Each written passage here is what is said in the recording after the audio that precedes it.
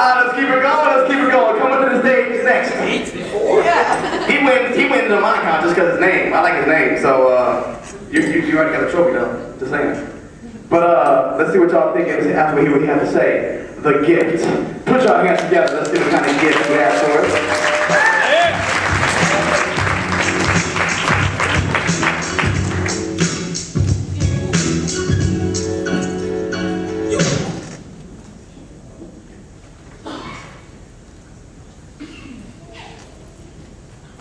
This is a true story.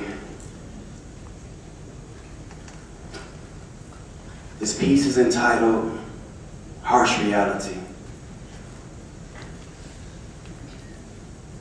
A wise man once told me that a man is defined by more than just his actions, but by the pain he endures. Until now, I never lost a child before. Never felt the cold blows of harsh reality that break you down to the point that you wish she was all a fantasy. Like I was overweight and the pain felt like unwanted calories, twisting my anatomy and crumbling my mentality like a pretzel. And I remember on several occasions, me and my girl racing to the doctor's office. And he would diagnose her with a perfect bill of health. And our smiles could live the darkest alleyways and went toe-to-toe with the blaze of the sun on high noon. For we thought we were in tune with God, and the next 4 months and 17 days we had left wouldn't get out. But life isn't always divine, and life has its own state of mind, and you know what? Life can be really fucked up sometimes.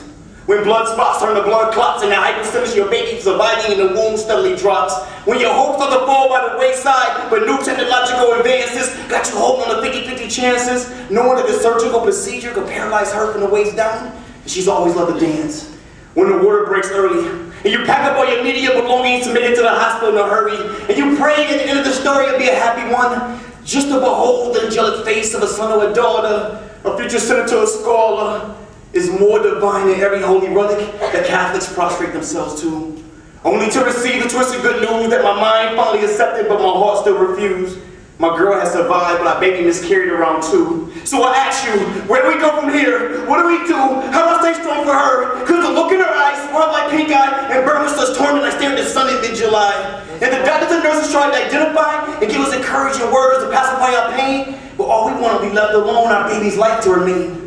Cause our despair was self-evident through the coldness of our stares. A rare mixture of being physically whole yet emotionally broken. And this token of remembrance felt like a life sentence to us, leaving an indelible fingerprint that stained our memory as our baby turned to dust. And I know the Benjamin saved, but in God we didn't trust. Cause when fear turned to questions, and more questions turned to more answers, we start second guessing having another child to lessen the shedding of tears.